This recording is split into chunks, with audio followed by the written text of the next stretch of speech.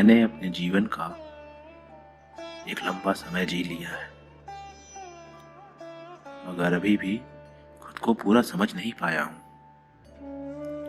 खुद को पढ़ना और समझना बहुत बाकी है अभी। थोड़ा बहुत जितना समझ सका हूँ, मुझे मेरे अंदर दो किस्म के इंसान दिखे हैं। एक केतन जो बहुत संवेदनशील और सहनशील है, खामोश रहता है, डरता है, अकेले कोने में रोता है, कहीं खोया हुआ खुद से बातें करता है। और दूसरा नफ्स, केतन के बिल्कुल विपरीत। नफ्स जैसा अंदर वैसा ही बाहर भी है। थोड़ा कठोर है, गलत बर्दाश्त नहीं है इन्हें, ईंट का जवाब पत्थर से देते हैं। नफ्स बेखौफ है, आजाद है, व्यंग्यात्मक है और बहुत मजबूत भी। भगत सिंह ना तो केतन जैसे थे, ना ही नफ्स जैसे। वो तो कुछ इन दोनों के बीच के इंसान थे। किसी मौके पर खामोश और संवेदनशील रहते थे, तो कहीं कठोर। एक जुनूनी और जिद्दी इंसान थे, मगर परिस्थितियों की समझ बहुत थी उनमें। एक दूरदर्शी इंसान थे। वैसे तो गरम दल के थे, अंग्रेजों के लिए गुस्सा तो इनके नाक पर ही रहता था। और अंग्रेजों को मारने से ज्यादा भगत सिंह अपने लोगों को स्वराज के लिए एकजुट करने को महत्व देते थे। 17 नवंबर 1928 लाला लाजपत राय की पुण्यतिथि। लाला साहब की मौत का कारण 1927 में साइमन गो बैक मूवमेंट के नारेबाजी के वक्त होने वाली लाठीचार्ज बनी, जिसका आदेश जेम्स स्कॉट, तब के ब्रिटिश पुलिस सुपरिटेंडेंट, ने दिया था।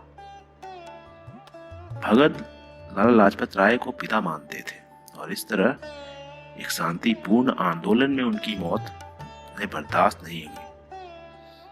उन्होंने जेम्स स्कॉट को मारकर बदला लेने की ठान ली। योजना तैयार हो गई।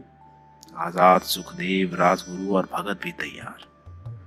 मगर मौके पर जॉन सॉन्डर्स आ गया और मारा गया। लाला साहब की मौत का बदला ले लिया गया। बाद में भगत सिंह को इसका पछतावा भी हुआ। उन्होंने कहा है, कुछ लोगों को मार देने से हमें आजादी नहीं मिलेगी। आजादी क्रांति की विचार जगाने से आएगी। और इसलिए उन्होंने असेंबली में ऐसे जगह पर धमाके वाला बम फेंका जहां कोई नहीं था। उन्हें तो बस बहरों को आवाज सुनानी थी। उन्हें पता था पकड़े गए तो मौत ही उनके कदमों में आएगी, मगर फिर भी उन्होंने आत्मसमर्पण कर दिया ताकि अदालत के जरिए लोगों को अपनी बात कह सके, उनके अंदर क्रांति जगा सके। जेल का जीवन भी इनके लिए कोई आसान नहीं था। अपने क्रांतिकारी भाइयों की तकलीफ उनसे सहन नहीं होती थी और इसलिए वहां की व्यवस्थाओं के खिलाफ भगत ने भूख हड़ताल कर दिया। अंग्रेजों ने कई हथकंडे अपनाए। कड़कड़ाती ठंड में बर्फ की सीलियों पर लिटाया, कोड़े मारे, जख्म पर नमक रगड़े, फिर भी भगत सिंह टूटे नहीं। और 116 दिन के बाद अंग्रेजों ने घुटने टेक ही दिए। इनकी मांगे मान ली गई। जेल में भी भगत सिंह आजाद रहे। मैं तो खुद को ही समझ नहीं पा रहा। कई विचारों ने मुझे कैद कर रखा है।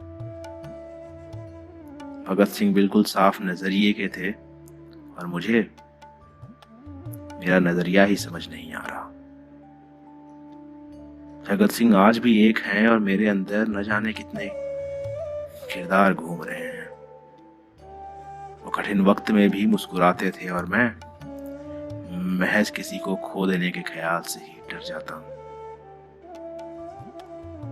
वो अपने बनाए रास्तों के वजीर थे और मैं अपने इन राहों का ही गुलाम हो गया हूँ।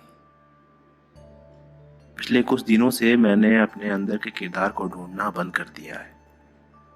मैं केतन और नफ्स के बीच का वो बिंब खोज रहा हूं ताकि मैं भी उनकी तरह आजाद हो जाऊं और उस बिंब की तरफ बढ़ती हर एक नजदीकी मुझे यही एहसास दिलाती है कि काश मैं भगत होता, काश मैं भगत होता।